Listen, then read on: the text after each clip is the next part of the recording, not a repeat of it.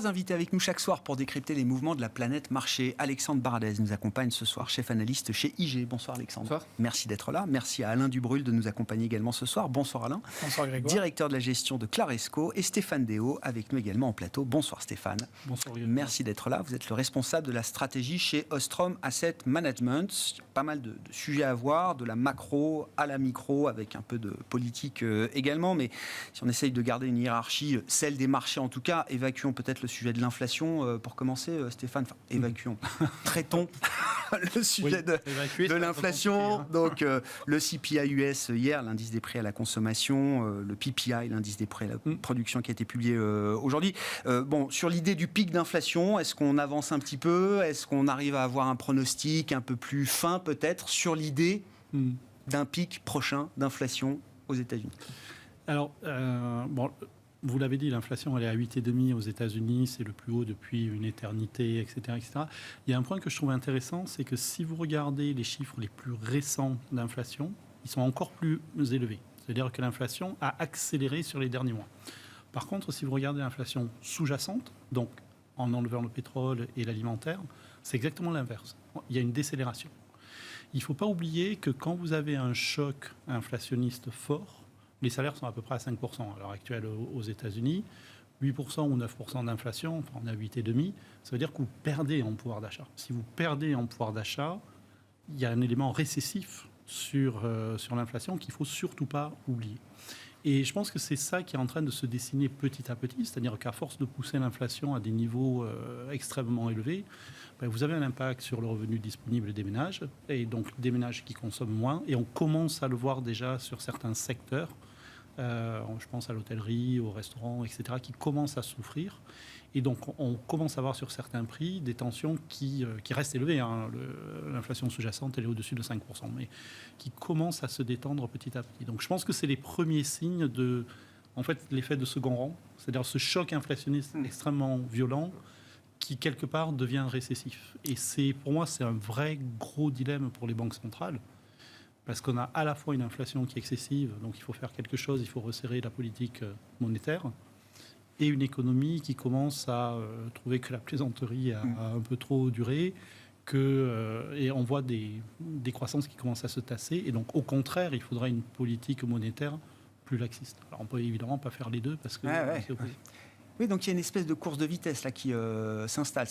Combien de temps le consommateur américain peut encore tenir? Est-ce qu'il n'est pas déjà en train de craquer, entre guillemets, et peut-il se montrer résilient plus longtemps qu'une inflation qui resterait à les niveaux qu'on connaît aujourd'hui? Oui, parce qu'on ajoute pas mal de problèmes les uns à la suite des autres. Bon, on l'a dit, les banques centrales vont monter les taux de manière assez agressive, donc on passe d'une politique extrêmement laxiste à une politique un petit peu plus restrictive. On a un gros resserrement budgétaire, ça on l'oublie souvent, mais il y a eu un déficit qui était absolument monstrueux l'année dernière, Covid oblige. On aura un déficit qui restera important, de l'ordre de 800 milliards l'année prochaine, donc ça c'est pas une paille, mais c'est beaucoup beaucoup plus faible que les 2200 milliards de cette année. Donc de facto, c'est un énorme stimulus qui est enlevé. Et en plus, il y a cet effet sur la consommation. La consommation, l'ordre de grandeur, c'est à peu près les 2/3 du PIB. Donc si la consommation se tasse, s'il y a un problème sur la consommation, on peut très vite voir l'économie ralentir de manière assez marquée.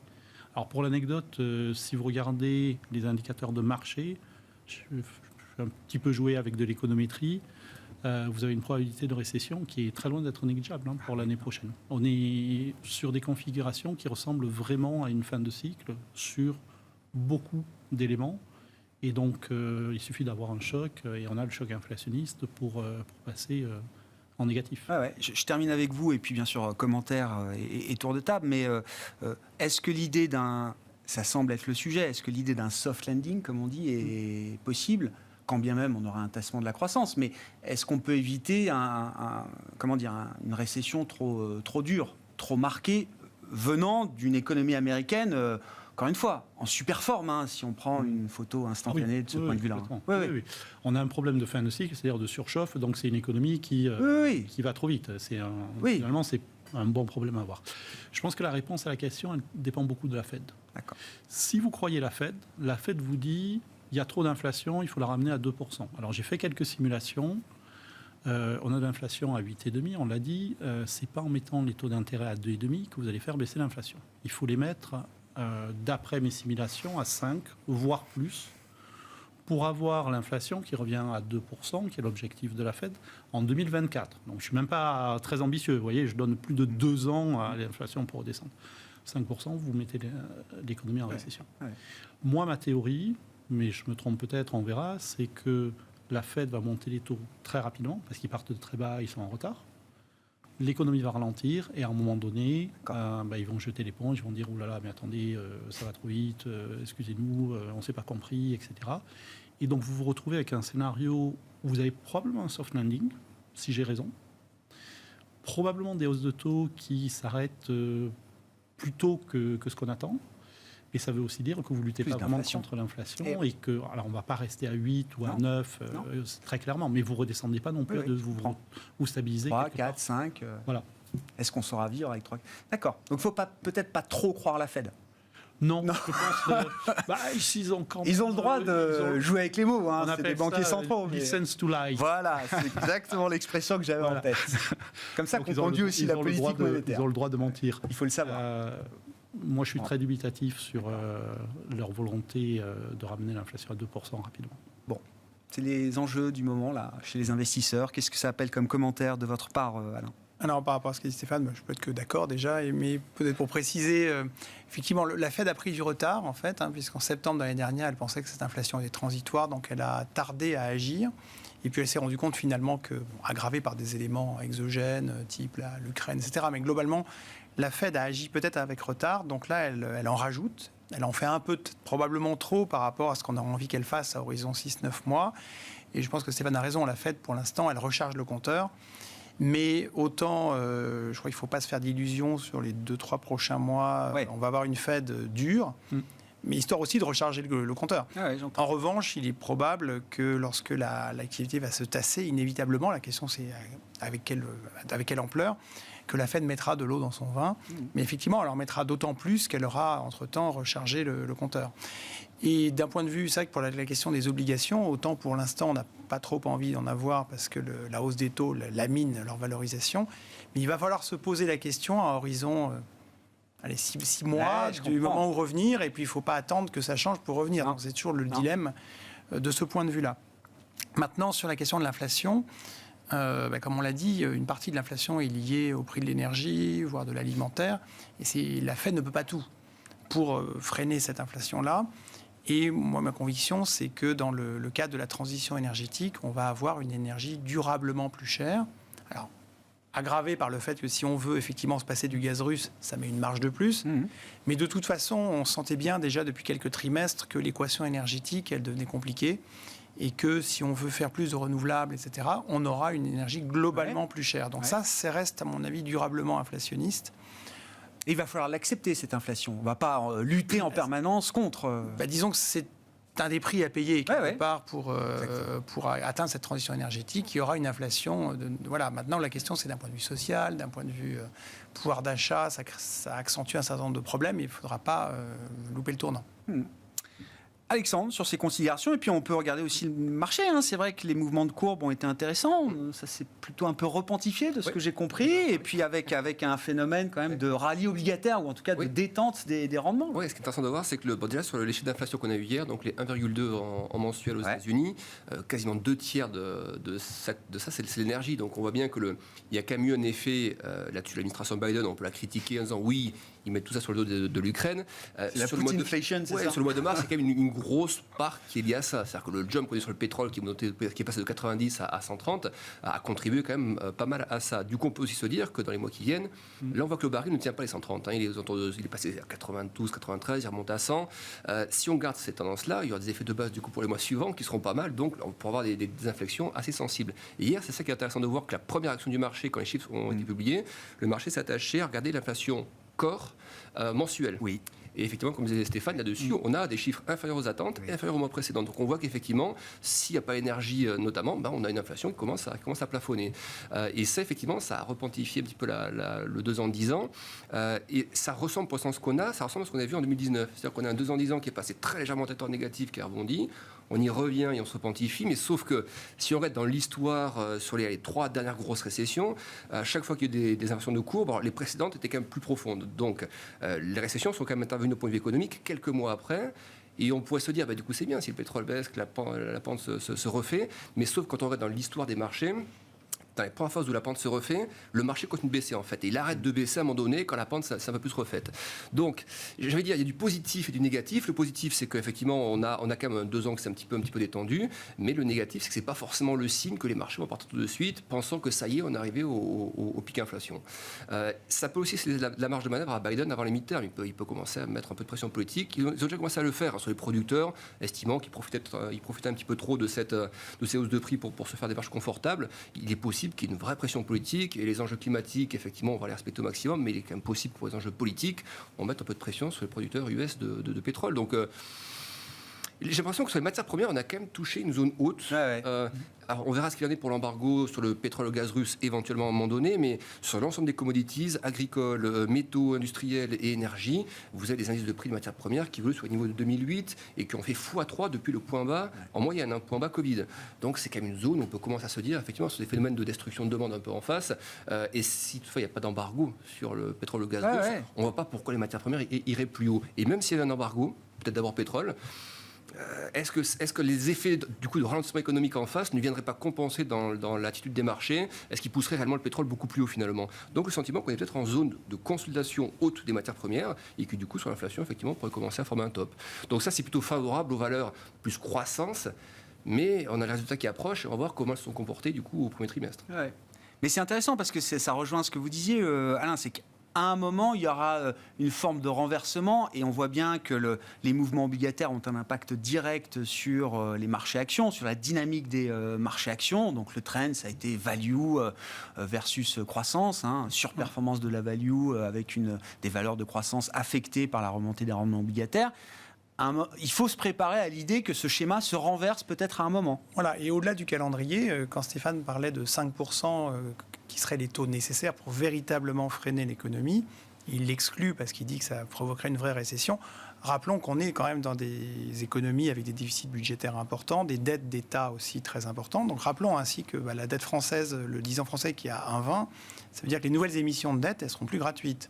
Donc quelque part, si on se projette un peu au-delà, c'est difficile d'imaginer les gouvernements et les banques centrales, même si elles sont plus ou moins indépendantes, avoir des taux réels. Enfin, en gros, les taux réels vont rester négatifs. Ils sont très négatifs. Pas de bêtises, mais je pense qu'ils vont rester négatifs quoi qu'il arrive. Donc, de là à parler d'une politique véritablement restrictive, on en est loin. Elle va être moins accommodante. Ça a des effets mécaniques pour l'instant, mais la thèse, à notre vision plutôt à moyen terme, ça sera quand même des taux qui, dans l'ensemble, resteront bas. En tout cas, en réel. Sur la partie européenne, et c'est avant tout la BCE qui se réunit demain, Stéphane, ce sera début mai pour la Réserve fédérale américaine, on a été à chaque fois surpris par l'agressivité du discours, de la communication de la BCE ces derniers mois, alors que tous les analystes, économistes estiment que la situation est différente de celle qui prévaut aux États-Unis aujourd'hui, en tout cas sous certains aspects, quand on parle de l'inflation endogène, etc. Est-ce qu'il faut, chat échaudé craint l'eau froide, est-ce qu'il faut s'attendre encore à une confirmation d'une forme d'agressivité dans le discours, ou est-ce qu'il est temps peut-être de rebalancer un peu la communication ou de la rééquilibrer Alors moi, je pense qu'il y a deux choses. La première chose, c'est qu'il y a clairement eu un glissement du board parce qu'il y a eu des renouvellements de personnes avec plutôt des hawks, c'est-à-dire des gens durs, des faucons, à la place des doves. Donc il y a eu un glissement qu'on commençait à sentir l'année dernière, mais bon, il n'y avait pas d'inflation, il n'y avait pas trop de croissance, donc ça ne se voyait pas vraiment. Mais il y avait une petite musique qui montait. Là, avec l'inflation qui est très haute, évidemment, ces gens-là ont du grain à moudre, et donc ils sont en train de prendre le devant de la scène. Donc je pense que c'est un point qui est important, parce qu'on n'est plus du tout avec la BCE de Draghi, enfin Draghi, Peter Pratt et autres. Il y a eu un vrai changement de personnes. Mais c'est avant tout de la politique, ou il y a une substance macro quand même derrière le pivot au quiche de la BCE? Le deuxième argument, c'est que quand vous regardez les détails d'inflation, on me dit qu'il y a une énorme différence avec les États-Unis. Moi, je ne suis pas si convaincu que ça. Si vous regardez l'inflation de mars, on n'a pas encore tous les détails. Et sur février, vous avez quasiment la moitié des composantes de l'inflation en Europe qui ont 4% d'inflation ou plus. Ça veut dire que chaque fois que vous achetez quelque chose, vous avez une chance sur 2 d'acheter quelque chose qui est 4% plus cher qu'il y a un an, ou plus de 4%. Vous avez les 2 tiers qui sont au-dessus de 3%. Donc ce n'est pas une inflation uniquement pétrole, c'est faux. On est en train d'avoir une inflation qui est en train de se généraliser à beaucoup de secteurs. Donc, et ça, c'est totalement inhabituel. On n'a jamais vu ça depuis le début de l'euro. Et une fois de plus, j'utilise les chiffres de février parce que je ne sais pas le détail de mars. Mars était beaucoup plus haut, donc a priori, on sera encore plus haut. Donc il y a vraiment quelque chose d'inhabituel qui est en train de se passer. Pour moi, le vrai sujet, c'est les salaires. C'est-à-dire que si l'inflation progresse, les salaires ne bougent pas, ben vous avez un effet récessif, ce dont on parlait tout à l'heure. Oui, et démultiplié par rapport à ce qu'on connaît aux États-Unis, parce que vous disiez, les salaires, c'est quand même plus 5 aux États-Unis et parfois plus 10 chez les jeunes. Hein, donc ça compense quand même en partie l'inflation. Alors qu'en Europe, on est à 1,5, 2. Et voilà. Donc on en est très très loin. La question, c'est ça. C'est si les salaires commencent à progresser, là, on n'est plus du tout sur la même histoire. Et donc là, les faucons auraient vraiment du grain à moudre. Après, je pense qu'il y a 2 choses. Ils veulent arrêter le QE. Bon, ça, ils nous l'ont dit, répété. Je pense qu'il n'y a plus vraiment de débat. Donc, on va arrêter. Ce qui pose un petit problème quand même, parce qu'il va quand même falloir absorber les déficits publics. Ouais. Donc, moi, je suis un peu dubitatif. Les seuls réinvestissements ne sont pas une ligne de défense suffisamment solide pour gérer un stress sur le marché obligataire européen aujourd'hui. Ah oui, pour moi, c'est beaucoup trop petit. C'est pas suffisant. Et puis après, il y a la hausse des taux. Je pense qu'il y a 2 hausses de taux qui sont, j'allais dire jamais, mais qui sont quasiment faites parce qu'ils n'aiment pas les taux négatifs, ils veulent revenir à zéro. Et ça se plaide, si vous voulez, parce que les taux négatifs pénalisent certaines banques, etc. Donc on dit, voilà, c'est une mesure d'urgence, on n'est plus en période d'urgence, on revient à zéro et puis on remet les compteurs à zéro. La question, c'est est-ce qu'ils vont aller plus loin. Là, je suis un petit peu plus dubitatif sur la justification pour l'instant. Mais la courbe vous dit il y aura 3 hausses de taux cette année, il y en aura encore l'année prochaine, et donc on va atterrir à 1,5 sur les taux directeurs en fin de l'année prochaine. Là, j'ai un petit peu du mal à acheter l'histoire, parce que si on passe à 1,5, je pense que les taux longs seront plus hauts, évidemment. Les spreads seront plus hauts, ça veut dire que les spreads italiens ou les spreads français, etc., seront beaucoup plus hauts. Et dans ce cas-là, l'équilibre budgétaire va être quand même un petit peu compliqué. Donc, je pense qu'il y aura un resserrement. Par contre, ce qui est pricé par le marché, pour moi, va beaucoup trop loin. Ouais. Bon, sur la zone euro, la BCE, il y a l'euro mieux de tout ça, il y a l'euro par rapport au dollar. On est sur des niveaux. Vous l'avez à quoi, un 0,8 là, c'est voilà, ça, qui sont vraiment pas terribles. C'est vrai que même graphiquement, vous regardez un graphique long terme, vous êtes en train de taper des supports, donc c'est des zones pas confortables. Et c'est vrai que pour l'instant, il y a le levier sur l'euro, il y en a très peu. Alors, est-ce que le salut de l'euro pourrait venir d'un marché américain qui commence à presser une bonne partie de l'action de la Fed? Les réactions qu'on a eues à la fois après les minutes de la Fed il y a quelques jours, plus hier à post-inflation, on voit que les taux ont un peu bougé, le dollar a un peu bougé. Donc à un moment donné, se pose la question, est-ce que quand on voit le taux de 2 ans américain qui était à 0,2 en septembre dernier, qui est monté à 2,5, il intègre quand même une bonne partie de ce que la Fed et de ce que les dot plots, pas tout, mais une partie montrent. Donc le salut de l'euro pourrait venir d'une baisse du dollar, quoi, en fait, ou d'une moindre hausse du dollar. Oui, ou d'un mix effectivement avec une BCE qui aurait une trajectoire de normalisation un peu réelle. Mais c'est vrai que l'euro est pris depuis des mois entre le différentiel déjà d'inflation qui est au début plus fort côté US. Ça s'est pas rattrapé ensuite, mais au début c'était vraiment côté US que ça poussait. La rhétorique ensuite, la Fed a beaucoup plus tôt embrayé que la BCE sur une rhétorique agressive, donc là à nouveau en baisse. Après choc géopolitique, dollar valeur refuge, donc on se dit bon, qu'est-ce qu'il nous reste pour soutenir l'euro, et finalement effectivement il n'y a pas grand chose. Ce truc qui est intéressant, c'est que les positions spéculatives, alors il y a des corrélations qui ne sont pas mauvaises, quand on peut regarder ça sur 10 ans, les positions spéculatives sur l'eurodoll par rapport au cours de l'eurodoll, les positions spéculatives ne sont pas complètement écrasées, donc il y a toujours un peu d'inertie dans ces données-là, mais elles restent pour l'instant assez haute par rapport au niveau de faiblesse de l'euro. Et si on regarde des paires un peu voisines comme la livre par rapport au dollar, c'est un peu pareil. On va regarder l'inflation au Royaume-Uni ce matin, on est à 7%, on est une banque d'Angleterre qui a déjà pensé à 12 de taux. À un moment donné, les questions de Brexit, on les a quand même pas mal évacuées. Pourquoi la livre irait beaucoup plus bas que ça? Donc, moi, oui, je commence à surveiller un point, un modèle d'inflexion. Je ne dis pas un rebond en V quelque chose de très dynamique, mais peut-être une formation un peu de bottom, parce que le dollar commence à intégrer probablement pas mal de choses quand même. Tant qu'on y est, sur les Forex, là, c'est la première fois qu'on parle de ce sujet depuis un moment. L'effondrement du yen, qui commence vraiment à accrocher l'œil au point que j'ai vu quelques réactions politiques aujourd'hui, côté japonais, ministre des Finances et tout. Oui. On ne veut pas trop commenter, on surveille la situation, on en discute avec les Américains, etc. Plus de 126 yens contre dollar. Enfin, je crois que j'ai même pas vu sur un graphique où ça nous ramenait. Enfin, au moins le niveau pas de eu 2015 et il faut voir, ce n'est pas remonté c'est encore ça. des niveaux de et c'est un effondrement sur quelques mois là. Oui, mais c'est vrai que l'allure long terme aussi dollar par rapport au yen, c'est une phase de baisse non-stop après une longue phase de consolidation depuis 5-6 ans. Et là, effectivement, le différentiel d'inflation et autres fait que le dollar yen part à la baisse. Mais c'est vrai que moi, je commence à regarder un peu ce prisme de la Banque du Japon, un peu comme la BNS à un moment donné. C'est-à-dire qu'on a une banque centrale qui maîtrise encore la courbe de taux en ce moment, qui ne veut pas que le 10 ans passe au-dessus de 0,25. Alors certes, l'inflation au Japon, on est à peine un peu au-delà de 1%, donc c'est pas le taux US ou Europe. Mais à un moment donné, il va falloir laisser un petit peu filer les taux. Il n'y a pas trop le choix. Et cette volonté de maîtriser à tout prix le truc, est-ce qu'à un moment donné, du jour au lendemain, on n'aura pas une phrase qui va faire qu'à l'époque, comme la BNS avec son PEG, ça craque. et puis vous allez avoir un yen qui va prendre 1000 points en ligne droite. Voilà, mais après, les fondamentaux long terme et l'allure même graphique long terme, moi, me donne plus l'impression quand même qu'on peut avoir encore un petit peu de faiblesse devant nous sur le yen. Et voilà, donc je trouve que c'est dangereux à trader à court terme, clairement, trade, parce que voilà, je pense que la Banque du Japon, en une phrase, vous avez un yen qui reprend entre 500 et 1000 points, vu les négociations. Ça peut être un contre-pied majeur historique de ce point de vue-là.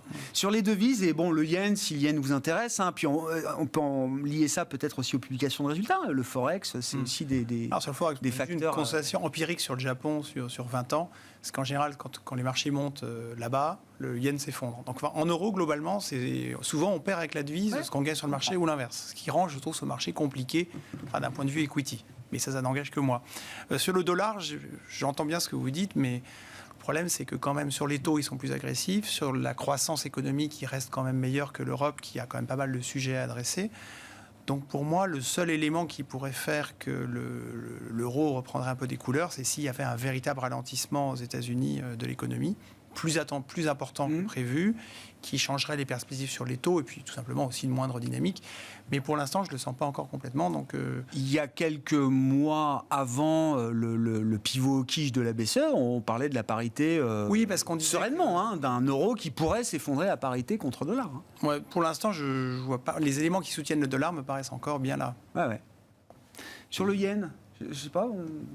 On y a réfléchi un peu. Oui, on a. Ça provoque des frais. C'est quand même une devise majeure, en plus devise refuge qui ne sert pas de refuge. J'imagine que c'est compliqué pour certaines gestions de ce point de vue-là. Et puis, je ne sais pas, dans la zone Asie-Pacifique, face à la Chine, est-ce que ça peut créer des sujets Alors, en termes de devise refuge, nous, on avait regardé ça d'un petit peu près. C'est un peu le yen, c'est un peu l'intermittent du spectacle. C'est-à-dire que des fois, ça marche, des fois, ça ne marche pas.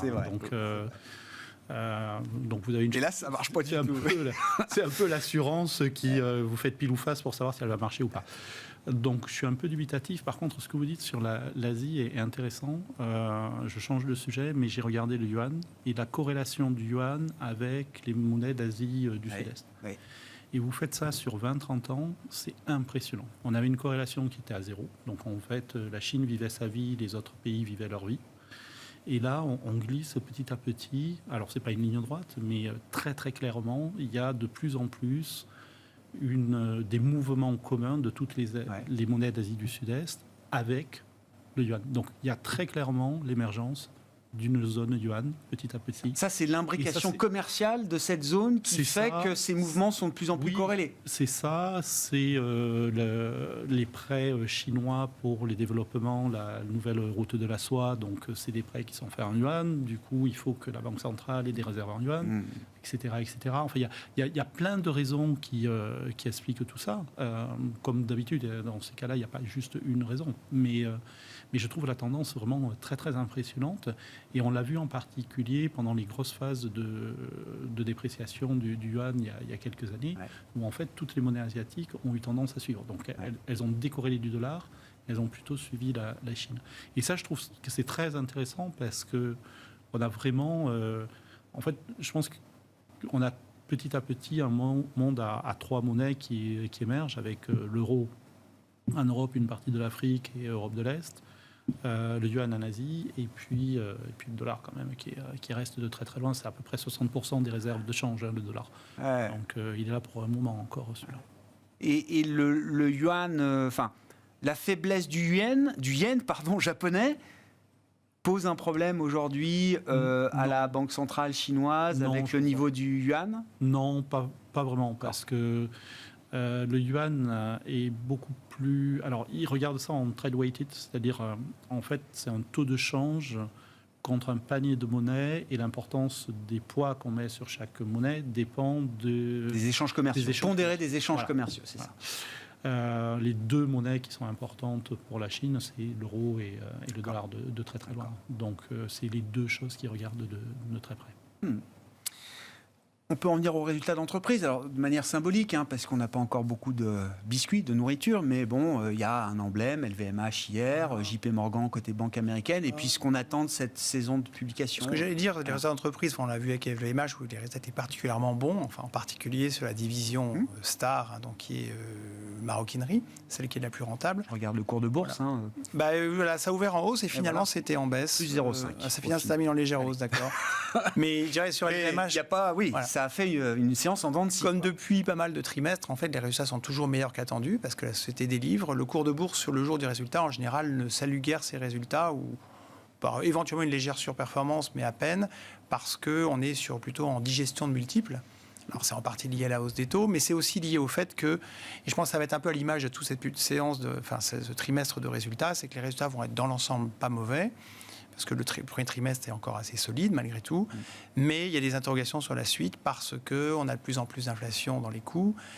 Alors tant que la demande est là, à la rigueur, ça va, mais comme le disait Stéphane, on commence à pressentir qu'aujourd'hui, avec une inflation entre 5 et 10, il peut y avoir aussi la destruction de demande, puisque si vous mettez tout votre argent dans votre plein de diesel, il reste un peu moins d'argent pour aller au cinéma ou pour faire d'autres choses.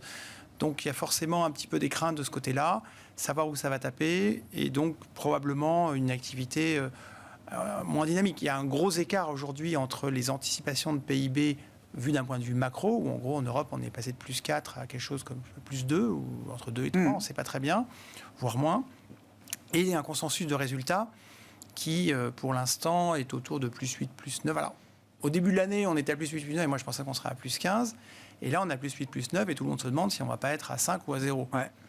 Donc pour l'instant les prochaines étapes, on s'attend plutôt à des baisses de consensus, pas sur la base du résultat terrain qui sera bon en soi, mais plus sur un avenir qui est plus incertain. C'est intégré un peu, beaucoup dans le marché. Il y a des secteurs cycliques qui traitent quand même à des niveaux qui nous ramènent à 2020, et puis en termes de multiples qui sont cohérents avec des niveaux de croissance très faibles, voire des récessions. En début d'année, on pouvait penser que le marché avait un beau potentiel de hausse, on va dire. Aujourd'hui, si on tient compte du risque à la baisse des résultats, d'une part, et puis un facteur d'incertitude, des incertitudes multiples, géopolitiques, politiques aussi. On a quand même un deuxième tour en France dans quelques temps, là, avec un certain nombre d'incertitudes. Tout ça plaide quand même pour que les multiples soient un petit peu plus bas, ne serait-ce que pour être prudent, on va dire, par rapport à un environnement qu'on maîtrise moins et par rapport à des résultats qui pourraient aussi être en baisse. Alors, on n'est pas en train de pricer une récession. Pour ça, je pense que c'est encore raisonnable d'être investi en actions. Il faut passer pas le sauf qui peut, mais pour l'instant, on est plutôt au prix et un peu attentiste, pour être honnête. Est-ce que les indices actions sont là où ils doivent être aujourd'hui, Alexandre? Ça, si on regarde les anticipations de bénéfices, par exemple aux États-Unis, le consensus FactSet, c'est 10% de progression des revenus premier trimestre 2022 par rapport à 2021. Donc c'est quand même, effectivement, c'est probablement un peu optimiste. Mais après, les multiples sont aussi beaucoup étendus. C'est vrai que si on regarde les PE sur les bénéfices passés, le S&P il est retombé à 18 fois. Il a un peu remonté maintenant aux alentours de 20, mais 18 fois, c'est des choses qu'on avait déjà en 2017, 2018. Donc c'est pas des niveaux de cherté sur les dernières années particuliers, mais effectivement, si on commence à presser des effets sur la confiance par rapport à la consommation, guerre en Ukraine, inflation, etc., oui, ça veut dire qu'on est encore potentiellement un peu cher. Après, ce qu'il faut regarder aussi, c'est les guidances. On va regarder ça beaucoup sur les résultats, comme toujours, les résultats et les guidances. Il n'y en aura pas. Ouais, il n'y en aura pas. Il y a quelques... Quand on fait un relevé, alors si c'est FactSet qui fait ça très bien, beaucoup mieux que moi, sur ce qu'ils ont relevé dans les guidances de ceux qui communiquent et par secteur dans les boîtes américaines, il y a beaucoup plus de guidances côté tech, mais il y a aussi plus de guidances révisées négativement côté tech que dans d'autres secteurs. Ou en tout cas, d'autres secteurs ont aussi révisé, mais en pourcentage, les techs contribuent pour beaucoup. Donc moi, ça qui m'inquiète un petit peu, c'est-à-dire qu'on a des effets de taux qui pourraient être favorables à la valeur de croissance maintenant, mais on peut avoir, par exemple, des résultats en ligne, mais pas forcément beaucoup plus, et puis des guidances peut-être un peu plus faiblardes. Et dans ce cas-là, vous avez des multiples de coûts qui restent encore assez élevés sur la partie valeur de croissance.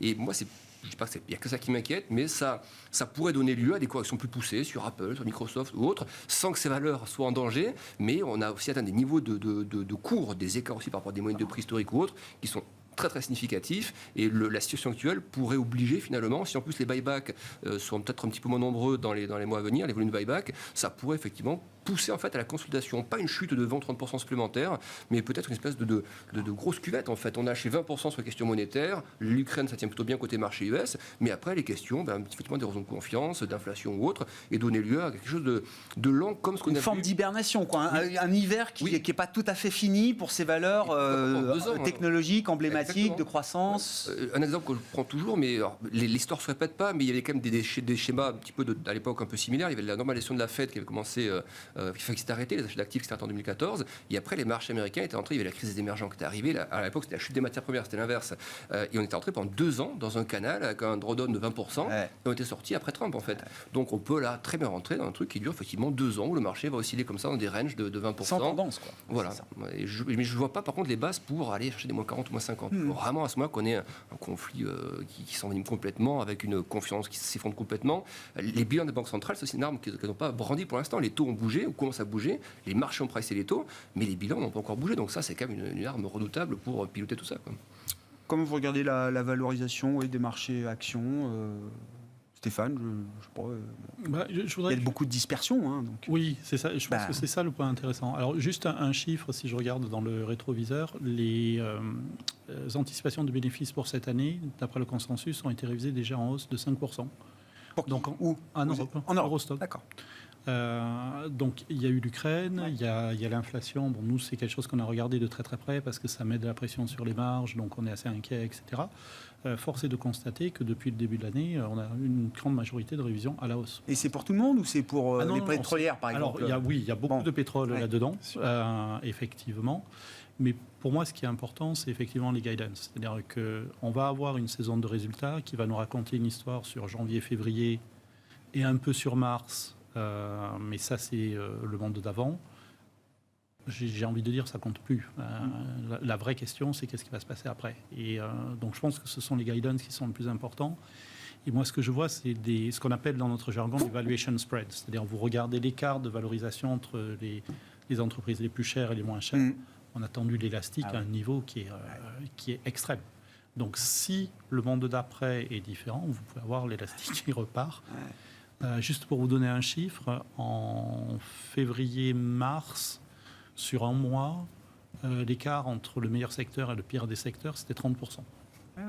Donc, si vous et c'est ce que je disais, le secteur automobile en Europe, alors c'est SocGen qui a fait le travail d'équivalence, mais se traite à des niveaux de valorisation cohérents avec des PMI à 45 par exemple. Oui, c'est ça. Voilà. C'est vraiment une contraction d'activité qu'on n'a pas aujourd'hui. Voilà. Il y a ça au niveau sectoriel, et en plus, quand vous avez des rotations d'une telle violence, il y a beaucoup d'investisseurs qui utilisent des ETF. Donc, ils vont par exemple vendre un ETF sur les banques. Ça veut dire que toutes les banques baissent en même temps, et vous ne différenciez pas du tout.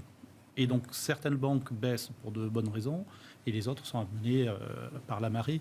Donc, je pense que, pour être honnête, je suis assez d'accord avec la vue sur l'indice. Potentiel de hausse est limité. Enfin, c'est difficile de vous donner une croissance extraordinaire des bénéfices dans les mois qui viennent. Les valorisations ne sont pas excessivement tendues, mais c'est vrai qu'elles sont assez riches. Donc, c'est difficile de voir une très très forte hausse. Mais pour moi, la vraie histoire, elle est au niveau N-1. C'est la rotation sectorielle, c'est le stock picking, etc. Qui, là, par contre, peut générer énormément d'alpha, je pense. Ou en détruire. De surperformance. Voilà, de surperformance. Ou de sous-performance. Petit tour de table, passage obligé de l'entre-deux tours politique. Et, je ne donne pas plus de place à l'élection présidentielle française qu'à d'autres, mais quand même une élection qui n'est pas mineure en Europe. On est les locaux de l'étape. Une fois, on commente allègrement les élections des pays étrangers. Cette fois, c'est la nôtre. Alors, je ne sais pas, déjà, est-ce que ça apporte une finesse d'analyse que les investisseurs globaux n'ont pas? Peut-être. Il faut se mettre... Nous aussi, quand on juge l'élection américaine, italienne, portugaise, espagnole, on fait peut-être moins dans le détail que des investisseurs locaux. Est-ce que c'est le cas aujourd'hui? Et la question directe, c'est est-ce que le prix au sens probabilité, risque neutre, sans connotation particulière. Est-ce que le prix d'une présidence Marine Le Pen, dont la probabilité est quand même importante, est-ce que ce prix-là est correctement intégré dans les marchés ? À mon avis, non. Même si il faut probablement distinguer ce qu'elle ferait ou ne ferait pas sur l'économie, parce qu'elle a mis beaucoup d'eau dans son vin. Maintenant, est-ce que c'est juste du déclaratif et dans les faits, ça va être autre chose ? Bon, il faudra voir. Et puis, est-ce qu'il y aura une majorité parlementaire pour soutenir aussi son gouvernement ? C'est toute la question. Mais moi, ce qui me gêne plus, c'est peut-être moins, et ça c'est plus la vision de l'étranger, c'est au-delà de la politique économique qu'elle pourrait mener en intra-France. On ne peut pas dire que ce qui a été fait ces dernières années était extraordinaire non plus. Enfin, des déficits qui filent, des réformes qui ne sont pas faites. Donc, quoi qu'il arrive, je ne sais pas si les vraies réformes seront faites, quel que soit parmi les deux. En revanche, c'est plutôt sur tout ce qui concerne la politique européenne, l'attitude à avoir face à Poutine. On a déjà eu le Brexit. Certes, le Rassemblement national a renoncé officiellement au Frexit.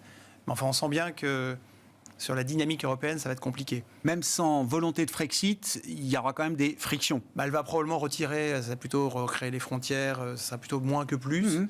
Et en termes de dynamique européenne, ça va probablement être compliqué. On peut imaginer que pour les pays qui sont derrière nous, type par exemple sur l'Italie, l'Espagne, tout ça, il y aura un effet PIGS, comme à l'époque, auquel on pourrait rajouter la France.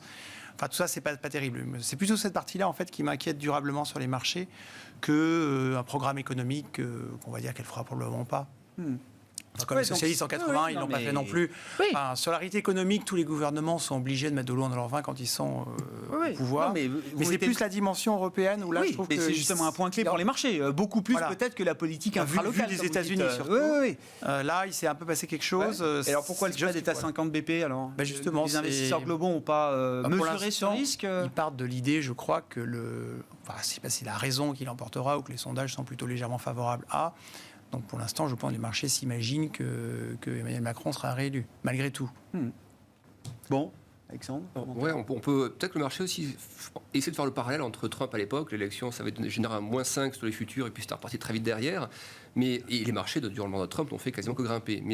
Donc il y a peut-être un peu de ça, mais je pense quand même que le gros écart avec Trump et que les marchés vont intégrer si Le Pen est élu, c'est que Trump, ce qui a fait beaucoup monter les marchés, c'est un énorme plan fiscal au début, et ensuite un retournement de veste de la Fed fin 2018, début 2019, avec un bilan qui a recommencé à gonfler. Donc c'est presque plus sur sa capacité à faire du déficit et ensuite avoir la Fed qui réembraye un petit peu après avoir abaissé son bilan.